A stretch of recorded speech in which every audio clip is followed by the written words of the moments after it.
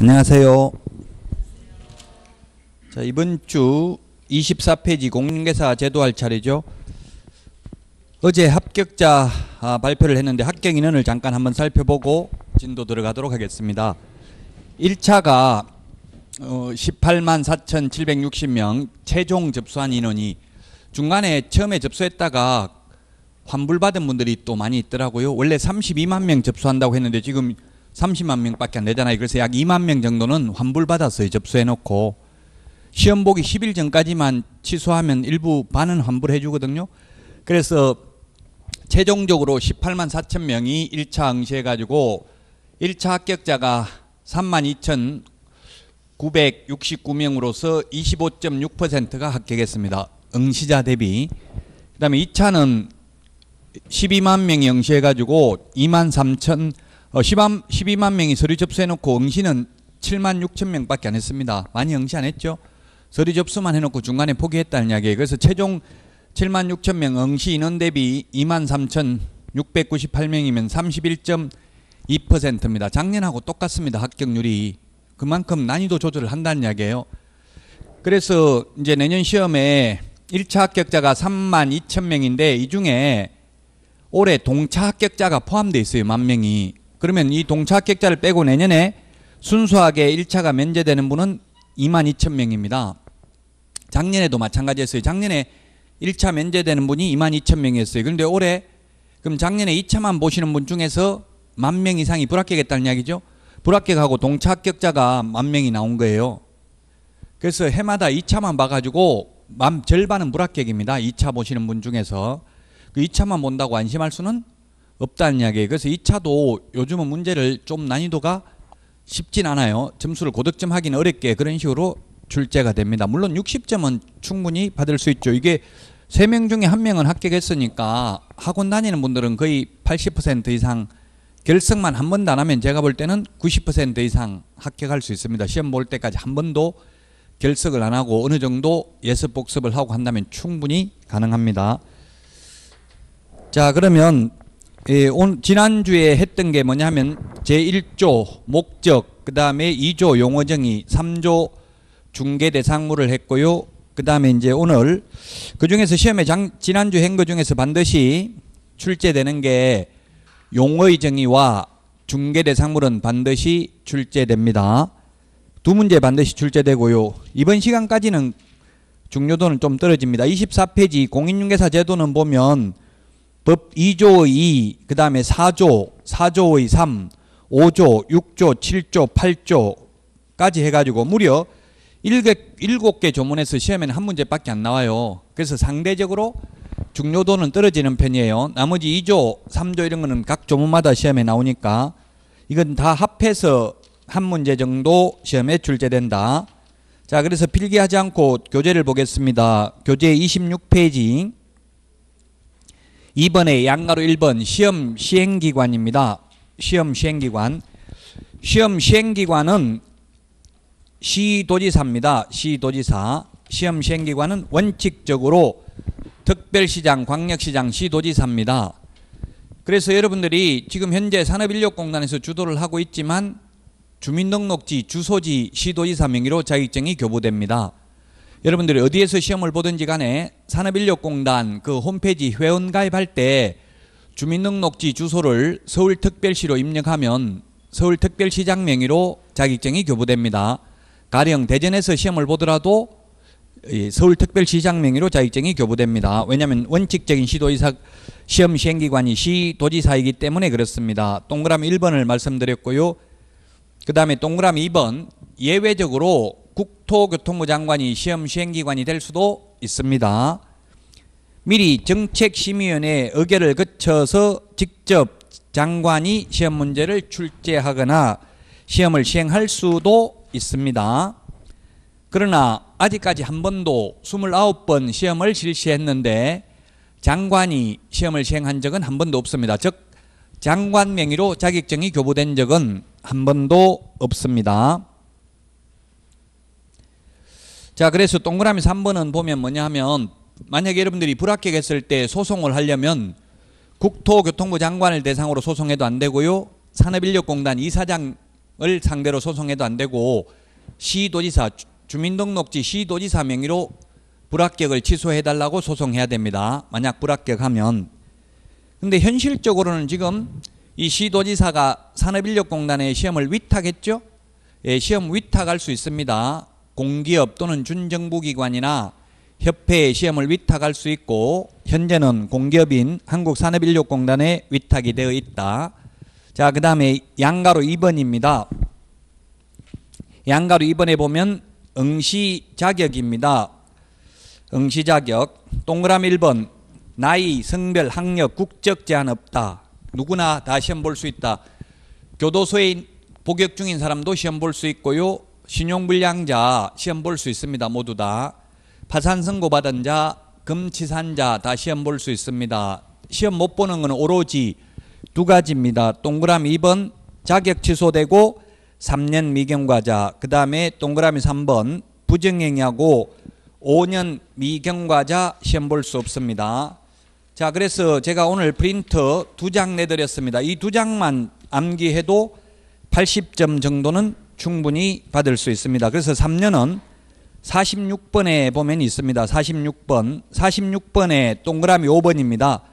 암기사항 46번에 동그라미 5번이 자격 취소되면 3년간 시험 볼 수 없다는 이야기가 되겠습니다. 그 다음에 3번에 부정행위 하면 5년간 시험 볼 수 없다는 말은 암기사항 41번에 동그라미 1번에 정리되어 있습니다. 그래서 41번에 보면 5년이라는 숫자 12번 나와 있고요. 그 다음에 46번에 보면 3년이라는 숫자 15번 나와 있죠. 우리 공인중개사 법령에 있는 걸 다 비교해서 정리해 놨으니까 여러분들이 지금부터 시험 볼 때까지 계속 찾아보고 암기를 하면, 예를 들어서 오늘 공부하고 싶으면 3년짜리도 한번 읽어보고 5년짜리도 한번 읽어보면 나올 때마다 계속 읽어보면 10번 이상 읽어보는 거죠. 그럼 두 달에 10번 이상 계속 읽으면 시험 볼 때까지 100번 이상 읽어볼 수 있다고요. 그러면 암기됩니다. 자동적으로. 사실상 이 왜 5년이고 왜 3년인지 이건 논리적으로 설명하기 사실 어렵습니다. 그냥 암기하는 게 더 편해요. 우리 수능시험 같은 경우는 1년간 시험 못 보잖아요. 부정행위 하면. 그런데 공인중개사 시험은 5년간 시험 볼 수 없습니다. 부정행위 하면. 무효 처분이 있은 날로부터 5년간 시험 볼 수 없습니다. 자, 그 다음에 27페이지 시험 방법입니다. 시험은 1차 시험과 양가로 3번의 동그라미 1번 2차 시험으로 구분하여 시행을 합니다. 다만 동그라미 2번 시험을 실시하는 시험 실시기관의 장이 필요하다고 인정하는 때에는 1차 시험과 2차 시험을 구분하되 동시에 시행할 수 있으며 이 경우 시험 문제의 출제는 1차 시험의 방법에 의한다. 예, 그렇습니다. 그래서 지금 29번 시험을 실시했는데 29번 시험은 모두 예외적인 방법으로 시험을 시행했습니다. 원칙은 1차는 객관식, 2차는 논문형으로 주관식으로 봐야 됩니다. 그런데 예외적으로 1, 2차를 같은 날 동시에 볼 때만 2차 시험도 1차 시험 방법인 객관식에 의합니다. 그래서 여러분들이 1, 2차 동시에 시험 보는 게 힘들다고 분리해달라고 하면 2차 시험은 주관식으로 봐야 됩니다. 지금 주택관리사 시험도 1, 2차가 분리되어 있기 때문에 2차는 16문제가 주관식으로 출제됩니다. 지금 공인중개사 시험을 빼고 모든 과목 시험은 전부 2차 시험은 주관식이에요. 공인중개사 시험만 유일하게 객관식으로 보는 이유는 1, 2차를 같은 날 동시에 보기 때문에 그게 가능하다는 이야기입니다. 그래서 힘들어도 절대 민원 제기하지 마세요. 분리하자고. 이건 또 만약 공인중개사는 2차를 주관식으로 보게 되면 채점하기가 어려워요. 10만 명이 넘는 사람 채점 다 하기도 힘들죠. 그런 이유로 인해서 지금 현재 1, 2차를 같은 날 동시에 시행해서 객관식으로 시험을 시행하고 있습니다. 동그라미 3번 보면 1차 시험은 선택형을 원칙으로 하되 기평을 가미할 수 있으며 2차 시험은 논문형을 원칙으로 하되 기평을 가미할 수 있다. 동그라미 4번 2차 시험은 1차 시험에 합격한 자에 대해서 실시를 하는 게 원칙입니다. 다만 이게 예외죠. 지금은 예외라고요. 1차 시험과 2차 시험을 동시에 시행하는 경우 1차 시험에 불합격한 자의 2차 시험은 이를 무효로 한다. 따라서 1차는 불합격하고 2차를 합격하면 1차는 채점합니까? 안 합니까? 채점합니다. 어제 합격자 발표했는데 저한테 사진 찍어가지고 보냈더라고요. 2차는 75점 합격이고 1차 58.35 떨어졌더라고요. 학계론 55점, 민법이 62.5점 이렇게 해가지고 딱 60점이 한 문제 때문에 떨어졌어요. 그 한 문제 때문에 떨어졌다는 분들이 거의 한 2,000명 정도 됩니다. 그래서 한 문제 때문에 2,000명 이상이 추가 합격자가 나와요. 그 나무 일 같지만 실제 합격하신 분들도 거의 대부분 65점 밑으로 합격을 하고 불합격하신 분들도 거의 학원에 다닌 분들은 55점 이상은 다 나와요. 그래서 이제 지금은 워밍업을 하면서 페이스 관리를 하다가 시험 보기 전에 집중력을 발휘해야 됩니다. 지금 너무 집중해서 올인을 하게 되면 오히려 페이스 관리가 잘못돼 가지고 실패할 수도 있어요. 서서히 조금씩 시납으로 공부를 해야 됩니다. 그래서 채점은 합니다. 무효기 때문에 소용없다고요. 1차 불합격하고 2차 합격해도. 5번 1차 시험에 합격한 자에 대하여 다음 회의 시험에 한하여 1차 시험을 면제한다. 다음 회입니다. 다음 회. 다음 해가 아니라 다음 회의 시험에 한하여 1차 시험을 면제합니다. 해 X, 회가 옵니다. 그 이유는 바로 밑에 나와 있습니다. 양가로 4번에 보니까 시험의 시기는 매년 1회 이상 시행을 한다. 다만 시험 시행기관 장은 시험을 시행하기 어려운 부득이한 사유가 있는 경우에는 정책심의위원회의 의결을 거쳐서 당해년도 시험을 시행하지 아니할 수 있다. 그래서 시험을 1년에 10번 볼 수도 있고 10년 동안 한 번도 안 볼 수도 있다는 이야기예요. 그러니까 1년에 2번 볼 수도 있기 때문에 다음 해가 아니라 다음 회입니다. 그래서 28회 시험에 1차 합격하신 분들은 29회에만 면제됩니다. 물론 현실적으로는 해마다 보지만 이론적으로는 2번 볼 수도 있고 10년 동안 안 볼 수도 있다는 이야기입니다. 그래서 다음 해가 아니라 다음 회의 시험에 한하여 1차 시험을 면제한다. 자, 양가로 5번 시험 내용은 시험에 출제되지 아니할 겁니다. 밑에 있는 과목은 예를 들면 상법, 민법, 다음 중 시험 과목이 아닌 거 이런 거 안 나오겠죠? 변별력이 없기 때문에 시험 과목은 밑에 있는 거 참고로 하시면 되겠습니다. 자, 28페이지 공인중개사 정책심의위원회입니다. 동그라미 1번에 보면 국토교통부의 정책심의위원회를 둘 수 있다 밑줄 치십시오. 시험에 두어야 한다 X로 출제됐습니다. 정책심의위원회는 둘 수 있습니다. 뒤에 가면 공제운영위원회나 주택임대차위원회는 둔다라고 되어 있는데 정책심의위원회는 둘 수 있다. 이게 이명박 정부 때 바뀌었는데요. 노무현 정부 때까지는 둔다라고 되어 있었습니다. 근데 대통령직 인수위원회에서 바꿨는데 이거는 잘 바꾼 것 같아요. 즉 둔다라고 하면 무조건 사무실 두어야 되고 예산이 책정되어 있어야 되고 인원도 있어야 되겠죠. 직원들도. 둘 수 1년에 회의 한 번도 할까 말까 하거든요. 그래서 둘 수 있다는 것은 평소 때 두지 않고 있다가 나무 사무실을 사용할 수 있답니다. 그래서 예산 절감을 위해서 이렇게 둘 수 있다로 바꿨습니다. 자, 그 다음에 그럼 뭘 심의하냐면 동그라미 기억해 보면 공인중개사 시험 등 자격 취득에 관한 사항, 니은 부동산 중개업 육성에 관한 사항, 디귿 중개보수 변경에 관한 사항, 리얼 손해배상 책임 보장에 관한 사항입니다. 자, 그 다음에 동그라미 2번 정책심의위원회 구성 및 운영에 관하여 필요한 사항은 대통령령으로 정하는데 시험에 이걸 국토교통부령으로 정한다 이런 지문이 3개에서 4개 지문 정도 출제됩니다. 200개 지문 중에. 근데 이런 것들은 대체로 정답과 영향이 없는 경우가 많았습니다. 이것까지 다 암기하기는 어렵습니다. 자, 동그라미 3번 시험에 출제됐습니다.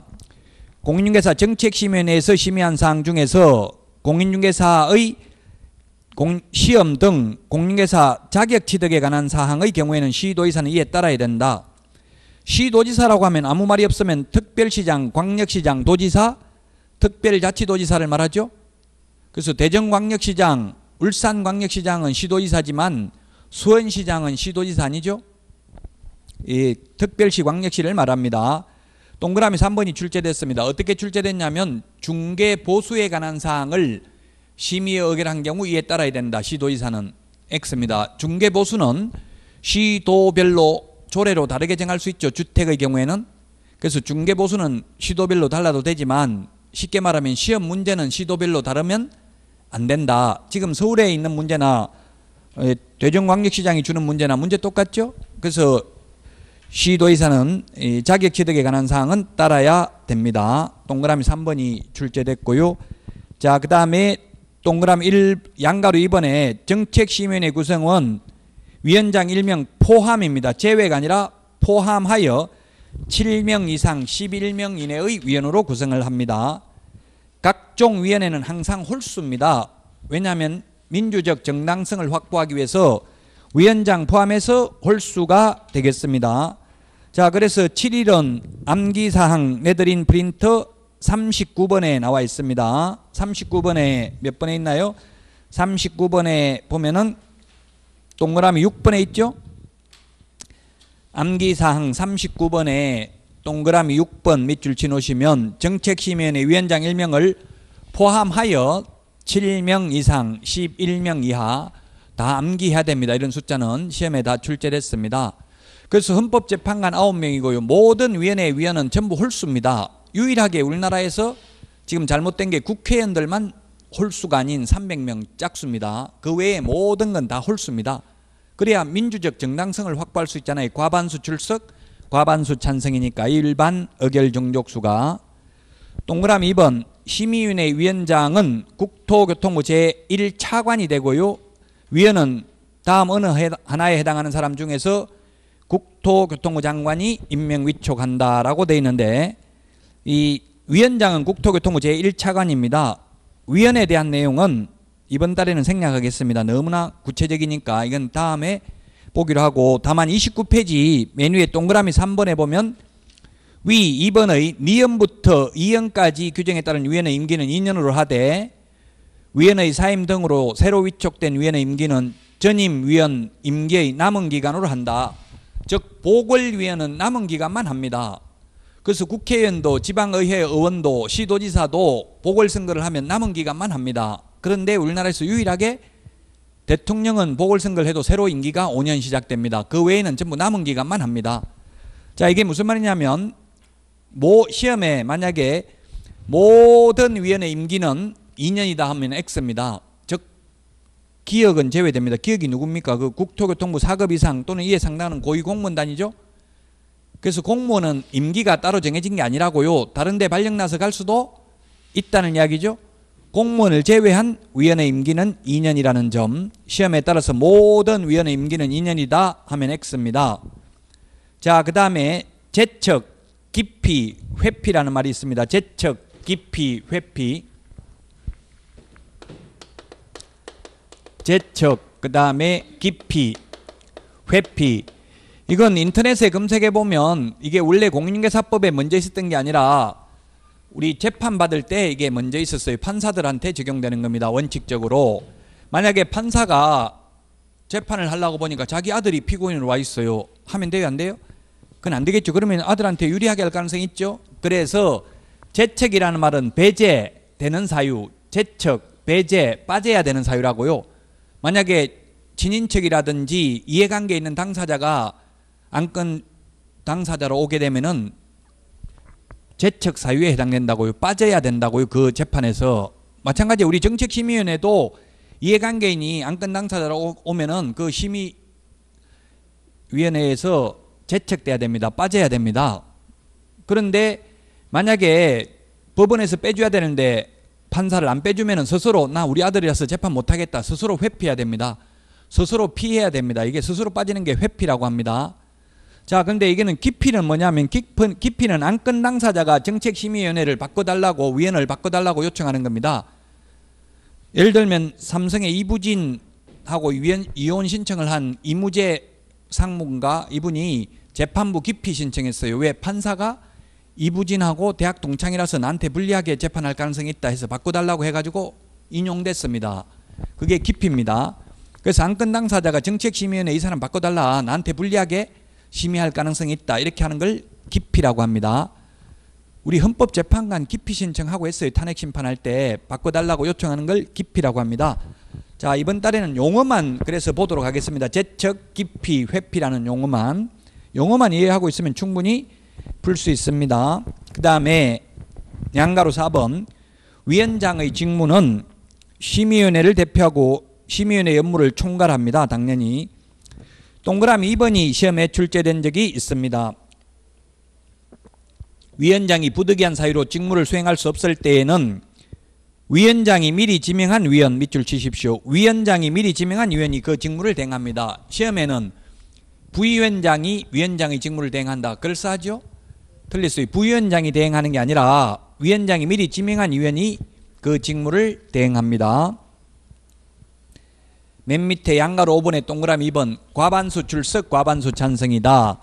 따라서 예를 들어서 위원이 7명이면 과반수 4명 이상 출석 4명이 출석했으면 3명 이상이 찬성이 되겠죠. 과반수 출석 과반수 찬성을 해야만 됩니다. 일반 의결 종족수는 과반수 출석 과반수 찬성입니다. 재직위원 과반수가 아니고요.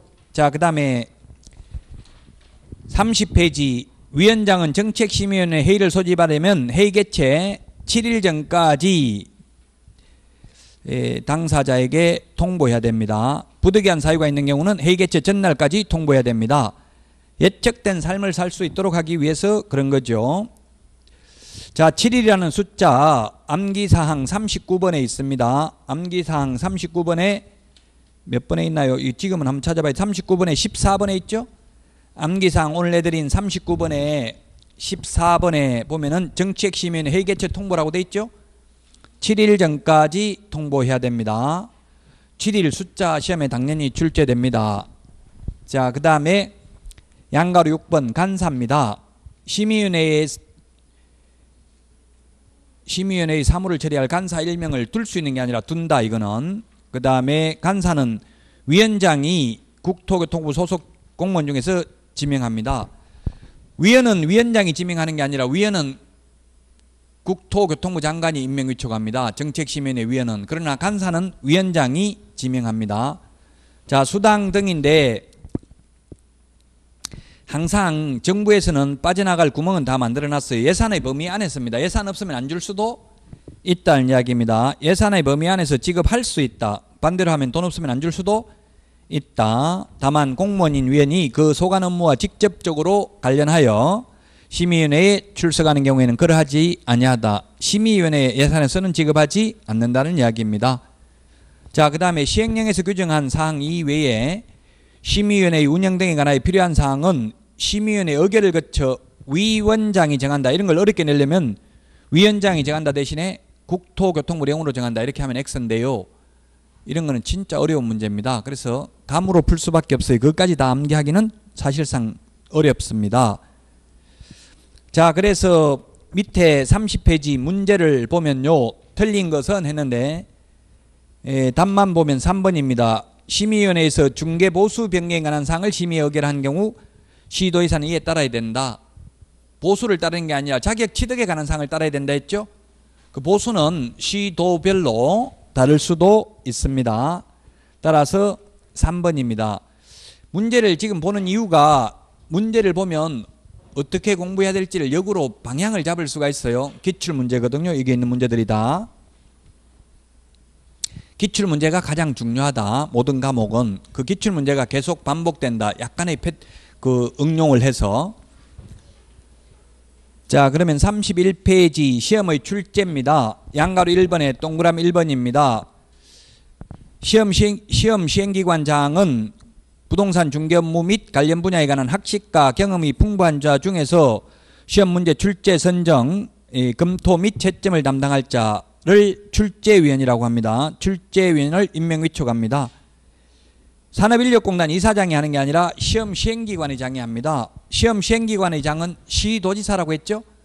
원칙적으로 시도지사입니다. 자, 그 다음에 출제위원 및 시험 시행 업무 등에 종사하는 자에 대해서는 예산의 범위 안에서 수당 및 여비를 지급할 수 있다. 그 출제인들 보니까 한 2주 정도 합숙을 하더라고요. 한 14일 정도. 근데 하루에 한 330만 원 정도씩 주더라고요. 그래서 한 500 정도 받아 나옵니다. 출제위원들이 현실은 지급할 수 있다고 되어 있습니다.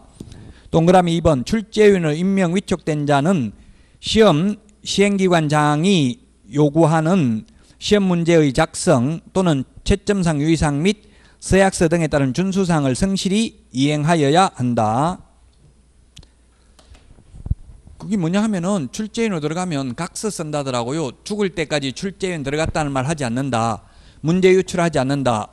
이런 거 쓰는데요. 그럼에도 불구하고 지금 대학 교수님들 책 쓴 거에 보면 프로필에 출제위원장 역임 뭐 이창석 교수님이나 이런 분들은 적어놨어요. 그렇게 적은 분들은 이제 출제위원 다시는 못 들어갑니다. 그런 거 쓴 사람은 못 들어가요. 알려지면. 그럼 사람들 다 그 책만 사볼 거 아니에요. 그 전혀 그런 걸 안 쓰신 분들만 출제위원으로 들어갈 수 있습니다. 지금 뭐 부동산 학개론 같은 경우는 여기 지금 모군대에 계시는 정재우 교수님이나 저 강원대학교 장희순 교수님 이런 분들 출제위원으로 들어갔습니다. 자, 그 다음에 동그라미 3번 시험 시행기관장은 이 규정을 위반함으로써 시험의 신뢰도를 크게 떨어뜨리는 행위를 한 출제위원이 있는 때에는 그 명단을 다른 시험 시행기관의 장 및 출제위원이 소속하고 있는 기관의 장에게 통보해야 된다. 동그라미 4번 이렇게 명단을 통보하면 통보한 날로부터 5년간 출제위원 자격이 박탈됩니다. 부정행위 하면 대학 교수라면 총장한테 통보합니다. 그렇게 명단이 통보되고 나면 5년간 출제위원으로 위촉될 수가 없습니다. 그래서 그게 어디냐면 41번 암기사항 41번에 동그라미 2번에 있습니다. 암기사항 오늘 내드린 프린트 41번에 동그라미 2번. 그래 앞으로 여러분들이 공부를 하다가 책을 보다가 숫자가 나오면 이 프린트에 다 정리되어 있으니까 보고 계속 암기를 하시면 됩니다. 5번 시험 위탁입니다. 5번의 양가로 1번. 앞에서도 말씀드렸지만 시험은 원래 시도지사가 시행하는 게 원칙인데 위탁할 수 있습니다. 어디다 위탁할 수 있느냐 하면은 공기업 동그라미 1번의 두 번째 줄 공기업 준정부기관 또는 협회에 위탁할 수 있고요. 현재는 공기업인 한국산업인력공단에 위탁이 되어 있습니다. 동그라미 2번 시도지사 또는 시험 시행기관장은 업무를 위탁한 때에는 위탁받은 기관의 명칭, 대표자 및 소재지와 위탁 업무 내용 등을 관보에 고시해야 된다. 네, 그래서 지금 관보에 고시되어 있는 게 한국산업인력공단에 위탁이 되어 있습니다. 옛날에 LH 토지주택공사에 위탁된 적도 있습니다. 과거에 지금 역사를 보면. 자, 시험 공고입니다. 시험 공고를 보면 32페이지 맨 위에 계략적 사항은 매년 2월 28일까지 관보 및 신문 등의 자유와 기능 보장에 관한 법률 제2조 가목에 따른 일간신문에 공고해야 됩니다. 그 다음에 동그라미 2번 확정 공고는 시험 시행일 90일 전까지 공고합니다. 관보 및 일간신문에 90일 전까지. 90일이라는 거는 여기밖에 안 나옵니다. 90일. 그래서 확정 공고는 90일 전까지, 계략적 사항은 2월 28일까지. 지금도 10월 넷째 주 토요일 날 시험 본다고는 했지만 그 이제 2월 28일까지는 관보에 공고됩니다. 관보 및 일간신문에. 자, 양가로 3번 응시 원서입니다. 원서 내야 되고 양가로 3번에 동그라미 1번. 2번에 원서 낼 때는 공짜로 하는 게 아니라 지자체 조례가 정하는 수수료 내야 됩니다. 원래 시도지사가 시행을 하기 때문에. 근데 동그라미 3번 만약에 국토교통부 장관이 직접 시험을 시행하는 경우에는 국토교통부 장관이 결정 공고하는 수수료를 내야 됩니다. 수수료는 암기사항 52페이지에 보면 수수료 19개 정리해놨습니다. 52번 암기사항 52번에 보면 그 동그라미 1번부터 6번까지가 당의 지자체 조례가 정하는 수수료입니다.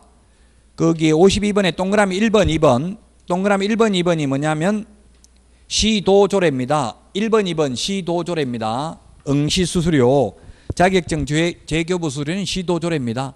나머지 3번부터 6번까지는 시군구조례입니다. 19개 수수료 내는 거 다 적어놨죠? 수수료는 수수료대로 다 정리가 돼 있다고요. 자, 그 다음에 양가로 3번에 동그라미 3번 국토교통부 장관이 직접 시험을 시행하는 경우에는 국토교통부 장관이 결정 공고하는 수수료를 납부해야 됩니다. 자, 그 다음에 동그라미 4번 지금 현재는 이 동그라미 4번이에요. 그래서 현실적으로 지금 28,000원 내고 있죠. 1, 2차 같이 보면 그게 뭐냐면 시험을 산업인력공단에 위탁을 한 경우에는 위탁받은 한국산업인력공단이 위탁한 시도지사의 승인을 얻어서 결정 공고하는 수수료를 내는데 그 돈이 현재 28,000원입니다. 시험에 28,000원이라는 말은 나오지 않습니다. 이런 식으로 동그라미 4번처럼 나올 수는 있습니다. 자, 그 다음에 양가로 4번 응시 수수료 반환입니다. 기억에 보면 제가 아까 환불 받는다 했잖아요. 지금 올해도 32만 명이 접수했다가 2만 명이 환불 받았어요. 취소해가지고 접수를. 그래서 동그라미 기억에 보면은 과온합한 경우 잘못해서 초과해서 냈다면 다 돌려주고요. 동그라미 니은은 시험 시행기관의 기책 사유로 응시하지 못한 경우 뭐 이를테면 극단적으로 포항 지진이 나가지고 시험을 못 봤다 이렇게 하면 그분들한테는 돌려줄 겁니다. 응시 수수료. 그 다음에 디귿에 보면 접수기간 내에 접수를 취소하는 경우 접수기간이 올해 보면 8월 14일부터 8월 23일까지 접수했습니다. 그럼 첫날 접수했다가 마지막 날 취소하면 다 돌려준다고 28,000원 냈으면 접수기간 내에 접수를 취소하면. 자, 그 다음에 디귿에 했고요. 리얼을 보면 접수 마감일 다음 날부터 7일 이내 접수를 취소하면 100분의 60% 돌려줍니다. 접수 마감일 다음 날부터 7일 이내에 그러면 8월 24일부터 8월 30날까지 30일까지 취소를 하면 60% 돌려준다. 근데 원서 접수 마감일 다음 날부터 7일이 경과한 날부터 시험 시행일 10일 전까지 접수를 취소하면 50%만 돌려줍니다. 근데 이렇게 해가지고 돌려받은 분들이 약 2만 명 정도 되고요. 갑자기 거의 시험 보기 일주일 전에 변심하신 분들이 엄청나게 많죠. 지금 약 30만 명 중에서 시험 안 보러 가신 분들이 엄청나게 많다는 이야기예요. 거의 20만 명도 30만 명 중에서 거의 10만 명 정도가 포기했다는 이야기. 거의 일주일 한 며칠 남겨놓고 다 포기했다는 이야기예요. 지금 다 합해서 지금 20만 명이 안 되잖아요. 서류 접수는 32만 명이 했는데 거의 10만 명이 환불도 못 받고 보통 포기는 언제예요? 모의고사 보고 점수 안 나오고 하니까 시험 보기 거의 며칠 전에 다 포기한다고. 한 열흘 전까지는 그래도 보려고 맘먹었다가 근데 여러분들은 절대로 끝까지 포기하면 안 돼요. 왜냐하면 이 시험을 한번 보는 게 엄청난 경험이 돼요. 저는 지금 시험을 그래서 보고 싶어도 이미 자격증 취득한 사람은 접수 자체가 안 돼요. 큐넷에서 입력 자체가 안 된다고요. 꼭 시험은 보셔야 됩니다. 설령 공부를 못했다 하더라도 그 직접 시험장에 앉아서 한번 보는 거는 엄청난 경험이 된다고요. 다음에 한 번 더 보더라도. 자, 그래서 우리 32페이지 교재에 맨 밑에서 세 번째 줄 미음에 리얼에서 정한 기간을 경과한 날부터 7일 이내 이렇게 돼 있죠. 이게 오타입니다. 7일 이내가 아니라 시험 시행일 10일 전까지 이렇게 고쳐야 돼요. 32페이지 맨 밑에서 세 번째 줄에 리얼에서 정한 기간을 경과한 날부터 7일 이내가 아니라 시험 시행일 10일 전까지 이렇게 바꾸시라고요. 시험 시행일 10일 전까지 이렇게 바꾸라고요. 뭘 그렇게 바꾸라는 얘기? 7일이라는 숫자를 시험 시행일 10일 전까지 이렇게 바꾸시라고요. 7일 이내에 이 말을 32페이지 맨 밑에서 세 번째 줄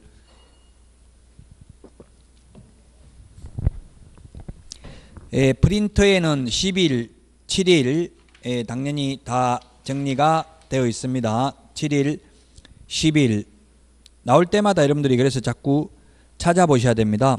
그 7일은 39번 암기사항 39번에 있습니다. 암기사항 39번에 있고요. 7일 39번에 몇 번에 있어요? 39번에 동그라미 8번에 있죠? 동그라미 8번에 있습니다. 8번, 9번에 있습니다. 9번이 바로 10일 전까지 접수를 취소한 경우 50% 돌려준다는 이야기입니다. 자, 그 다음에 33페이지 합격자 결정입니다. 합격자 결정. 동그라미 1번, 33페이지 6번에 동그라미 1번. 1차 시험은 무조건 절대평가입니다. 자, 합격자 결정을 한번 보면 1차 시험과 2차 시험이 있는데 1차와 2차가 있는데 1차는 무조건 절대평가입니다. 항상. 절대평가라는 말은 40점 밑으로 과락 없이 평균 60점 이상이면 무조건 합격입니다. 근데 2차 시험은 원칙은 절대평가입니다. 근데 2차 시험 예외가 있는데요. 예외는 상대평가할 수 있고요. 그 다음에 최소 선발 인원이나 최소 선발 인원을 공고할 수 있고 또는 최소 선발 비율을 공고할 수도 있습니다. 자, 상대평가라는 말은 2회부터 9회 때까지는 상대평가를 했습니다. 그래서 2회 때부터 9회 때까지는 2년에 3,000명 선발한다 해가지고 3,000명만 뽑았어요. 고득점자 순으로. 그러다가 10회부터 지금까지는 전부 절대평가입니다. 그러나 15회 시험이 어렵게 출제되면서 예를 들어서 이제 올해 23,000명 뽑았으니까 내년에도 최소 2만 명은 선발한다 이렇게 할 수도 있겠죠. 근데 한 적은 없습니다. 만약에 최소 2만 명 뽑는다 또는 최소 30% 뽑는다. 지금 올해 31% 합격했으니까 최소 30%는 선발한다 이렇게 하면은 최소만 규정을 했기 때문에 최대는 규정하지 않았기 때문에 만약 2만 명 최소 뽑는다 했는데 60점 이상이 3만 명 나오면 3만 명 다 합격입니다. 왜냐하면 최소만 정했지 최대를 정하지 않았기 때문에 그렇습니다. 물론 현실적으로는 전부 다 1, 2차 모두 다 절대평가입니다. 현실적으로는 절대평가인데 이론적으로는 상대평가를 하거나 또는 최소 선발 인원이나 최소 선발 비율을 공고할 수 있다.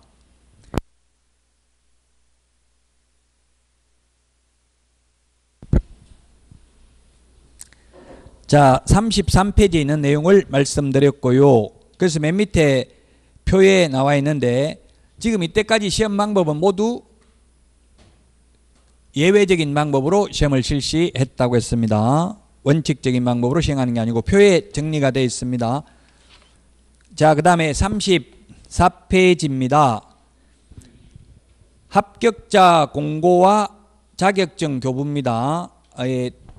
동그라미 1번의 두 번째 줄에 보면 합격자 공고일로부터 1월 이내에 자격증을 교부합니다. 어제 합격자 공고를 했죠? 1월 이내면 한 달 있다 주라는 말이 아니라 늦어도 한 달 안에 줘야 된다는 뜻입니다. 암기사항 45번에 프린트 내드린 암기사항 45번에 동그라미 1번에 있습니다. 그래서 만약에 1월 대신에 30일 이내 이렇게 하면 X입니다. 1월은 28일일 수도 있고 29일일 수도 있고 31일일 수도 있죠. 예, 그래서 1월보다는 30일, 60일, 90일이 공정한 숫자입니다. 그래서 법제처에서는 이 1월, 2월, 3월이라는 표현을 가급적이면 쓰지 말라고 하는데도 불구하고 1월이라고 되어 있습니다. 그래서 프린터 거기에 보면은 1월도 있고 30일도 있습니다. 비교해서 정리를 하셔야 될 겁니다. 1월 30일 30일은 35번에 있잖아요. 30이라는 숫자는 암기상 30번에 있죠. 그래서 1월 30일 이런 것을 비교해서 정리해야 된다.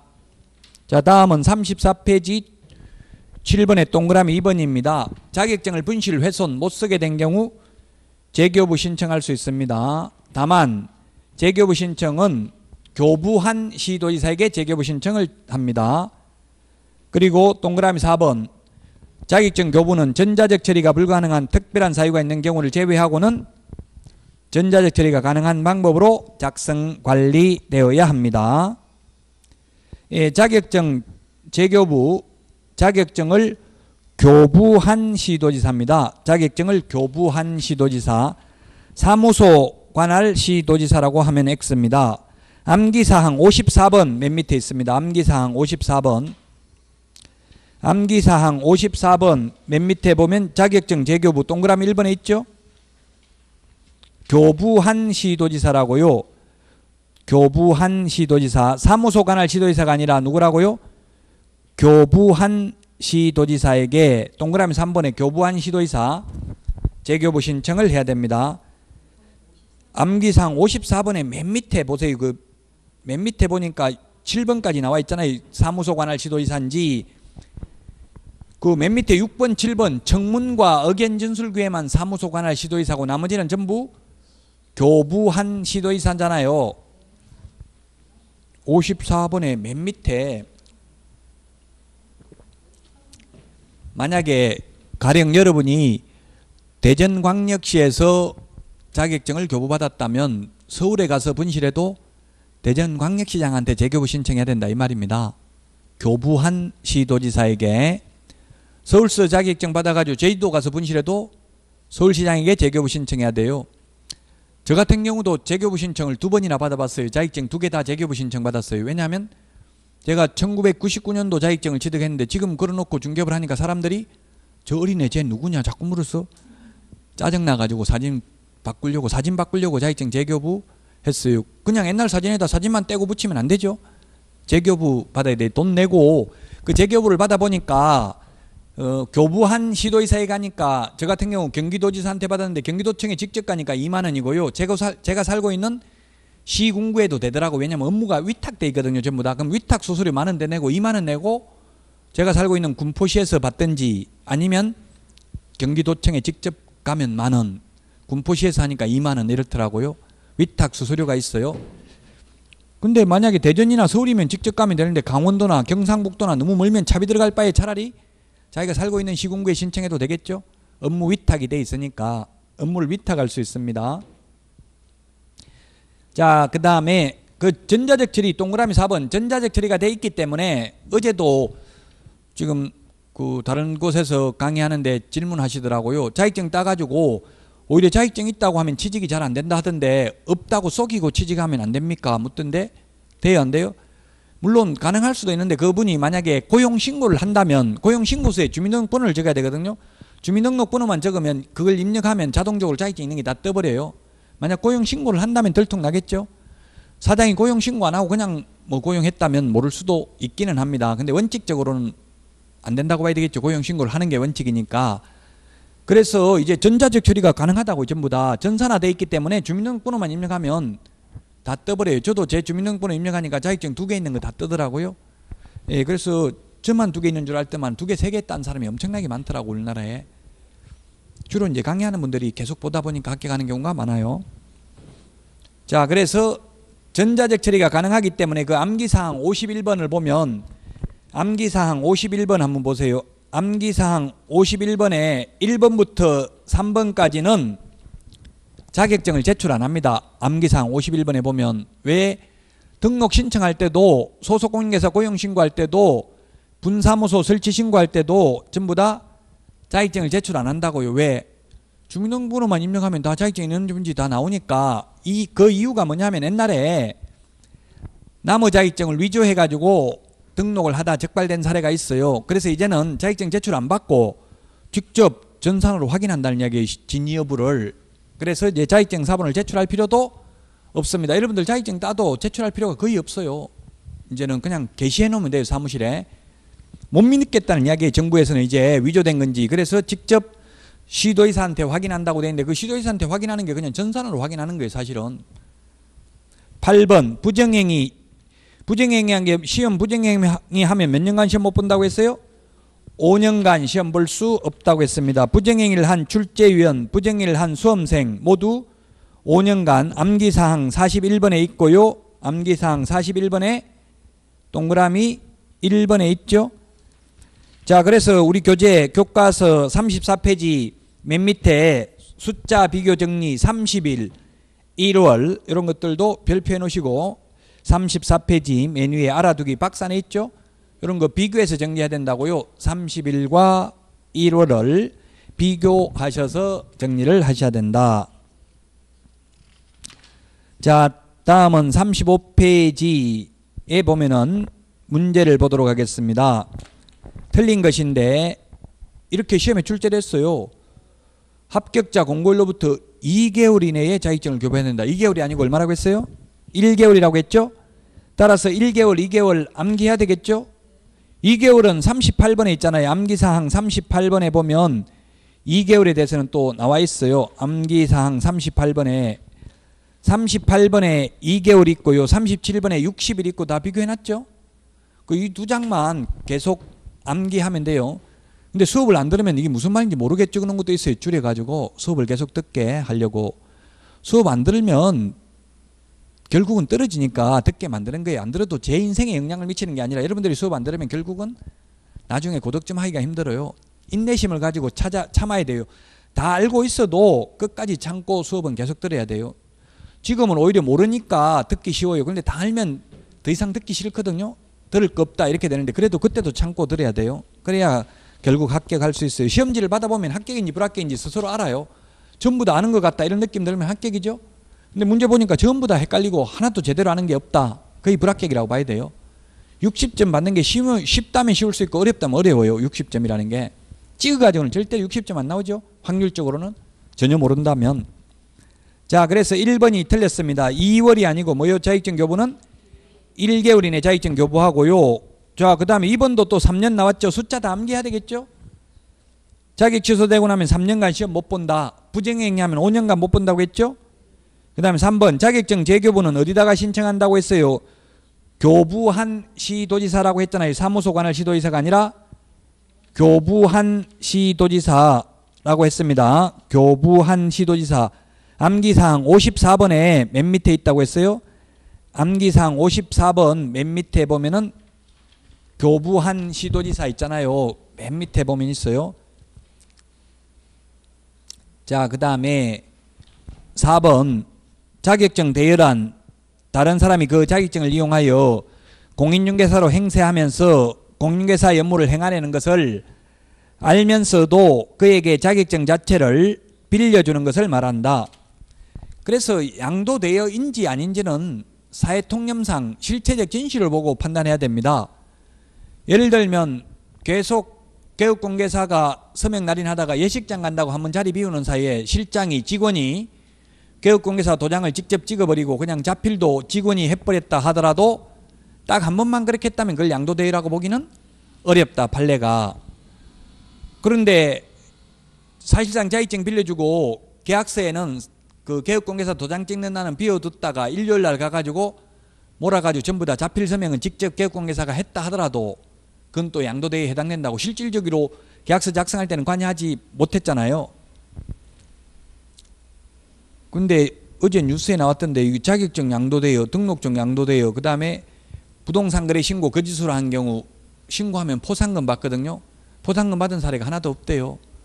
포상금 주냐고 전화해서 물어보니까 예산이 없어서 올해는 안 되겠습니다. 이렇게 이야기하더라고요. 예산의 범위 내에서 주잖아요. 예산 없으면 안 줄 수도 있어요. 현실적으로 신고하는 사람은 거의 없다는 이야기예요. 여러분들도 현업에 나가면 무자격자 있어도 현실적으로 신고하기 어려워요. 신고하면 누가 했는지 거의 대충 감으로 알 수 있잖아요. 그러면 또 보복될까 봐 무서워서. 우리나라는 지금 정의사회 구현을 하기 위해서 내부 고발한 사람이 잘된 사람이 한 명도 없잖아요. 내부 고발자들이. 내부 고발을 하지 않고는 이건 밝혀낼 수 없거든요. 빌려주는지는. 근데 현실적으로는 좀 어렵다는 이야기입니다.